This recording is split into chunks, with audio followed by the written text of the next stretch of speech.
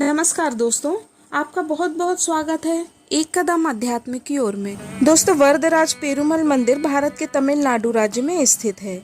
यह मंदिर कांचीपुरम तीर्थ नगर में भगवान विष्णु को समर्पित एक हिंदू मंदिर है। यह मंदिर कांचीपुरम के जिस भाग में है उसे विष्णु कांची कहा जाता है। तमिल भाषा में मंदिर को कोइल या कोविल कहा जाता है और इस मंदिर को अनौपचारिक रूप से पेरुमल कोइल के नाम से भी जाना जाता है। कांचीपुरम के इस मंदिर में काम्बरेश्वर मंदिर और कामाक्षी अम्मन मंदिर को सामूहिक रूप से मुमूर्ति वासम कहा जाता है, यानी त्रिमूर्ति वास। इन्हीं महान मंदिरों में से एक है श्री वरदराज पेरुमल मंदिर। इसे श्री देवराज मंदिर के नाम से भी जाना जाता है। मंदिर समर्पित है भगवान विष्णु को, जो अति वरदराज स्वामी के रूप में पूजे जाते हैं। संभवतः पूरे विश्व में यह एकमात्र ऐसा स्थान है जहां मंदिर के इष्ट देव 40 सालों में एक बार पूजे जाते हैं, क्योंकि 40 साल में एक बार ही भगवान वरदराज स्वामी की मूर्ति मंदिर परिसर में स्थित पवित्र अनंत सरोवर से बाहर आती है। दोस्तों, आइए जानते हैं इस मंदिर का क्या इतिहास है और क्यों इष्ट देव स्वामी की मूर्ति 40 सालों में एक बार ही पूजा के लिए बाहर निकाली जाती है। पौराणिक मान्यताओं के अनुसार माता सरस्वती नाराज होकर देवलोक से इस स्थान पर आ गई थी। इसके बाद जब सृष्टि के रचयिता ब्रह्मा जी उन्हें मनाने के लिए आए तो ब्रह्मा जी को देखकर माता सरस्वती वेगवती नदी के रूप में बहने लगी। ब्रह्मा जी ने इस स्थान पर अश्वमेघ यज्ञ करने का निर्णय लिया। उनके यज्ञ को विध्वंस करने के लिए माता सरस्वती नदी के तीव्र वेग के साथ आई। तब माता सरस्वती के क्रोध को शांत करने के लिए यज्ञ की वेदी से भगवान विष्णु श्री वरदराजा स्वामी के रूप में प्रकट हुए। अब चूंकि इस क्षेत्र में अंजीर के पेड़ों का एक विशाल जंगल था, इसलिए इन्हीं अंजीर के पेड़ों की लकड़ी से देवों के शिल्पकार विश्वकर्मा जी ने श्री वरदराजा की प्रतिमा का निर्माण किया। अंजीर को अथि के नाम से जाना जाता है, इसी कारण भगवान श्री वरदराजा को अथि वरदराजा के रूप में जाना जाने लगा। विश्वकर्मा जी ने अथि वरदराजा की 12 फुट की मूर्ति का निर्माण किया था। 11वीं शताब्दी के दौरान मंदिर का निर्माण महान चोल शासकों ने कराया था। 23 एकड़ में बने इस मंदिर में 19 विमानम के अलावा 400 स्तंभ वाले मंडप है, जो श्री वरदराजा को समर्पित है। 16वीं शताब्दी तक मंदिर के गर्भगृह में श्री वरदराजा की मूर्ति विराजित थी और पूरे रीति रिवाज के साथ उनकी पूजा हुआ करती थी। लेकिन पूरे भारत की तरह अंततः यह मंदिर भी मुस्लिम आक्रांताओं की भेंट चढ़ गया। मंदिर में जब मुस्लिम आक्रांताओं का आक्रमण हुआ तब भगवान की मूर्ति को सुरक्षित रखने के लिए उसे मंदिर परिसर में स्थित अनंत सरोवर के अंदर डाल दिया गया। 40 सालों तक मंदिर बिना मूर्ति के रहा। जब अंततः मूर्ति नहीं मिली तब मंदिर में श्री वरदराजा की पत्थर की एक मूर्ति बनवाई गई और उसकी स्थापना मंदिर के गर्भगृह में की गई।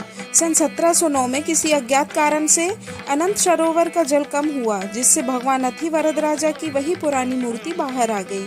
मंदिर के मुख्य पुजारी धर्मकर्ता के 2 पुत्रों ने लकड़ी की उस मूर्ति को सरोवर से बाहर निकाला और मंदिर के गर्भगृह में उसकी स्थापना की। लेकिन गर्भगृह में 48 दिन तक रहने के बाद मूर्ति पुनः सरोवर में चली गई। उसी दिन से यह तय किया गया कि मूर्ति को 40 सालों में एक बार निकाला जाएगा।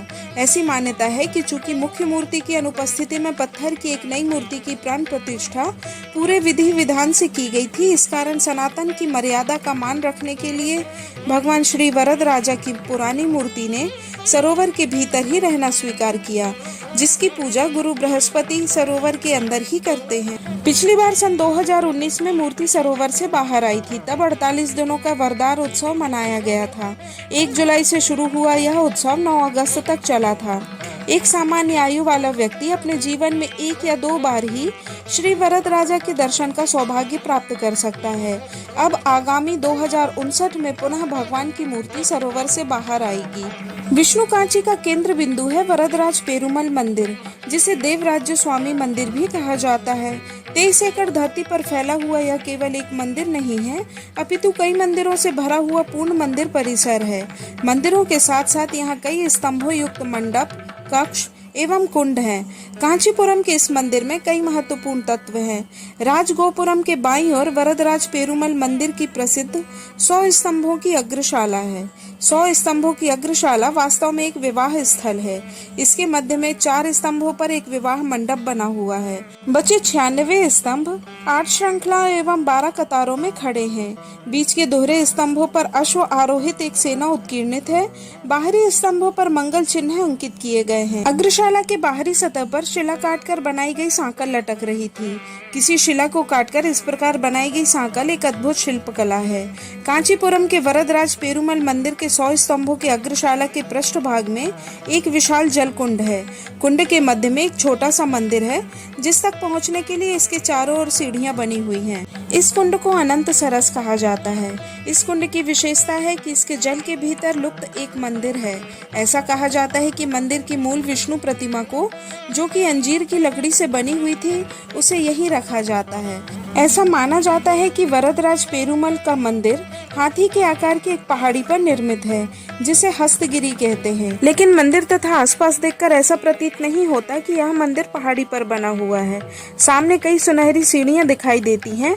ये उज्जवल चमचमाती हुई धातु की सीढ़ियां हैं। इन सीढ़ियों के मध्य में उभरा हुआ कमल है तथा इसके आसपास उभरे हुए शुंडाकार त्रिकोण बने हुए हैं।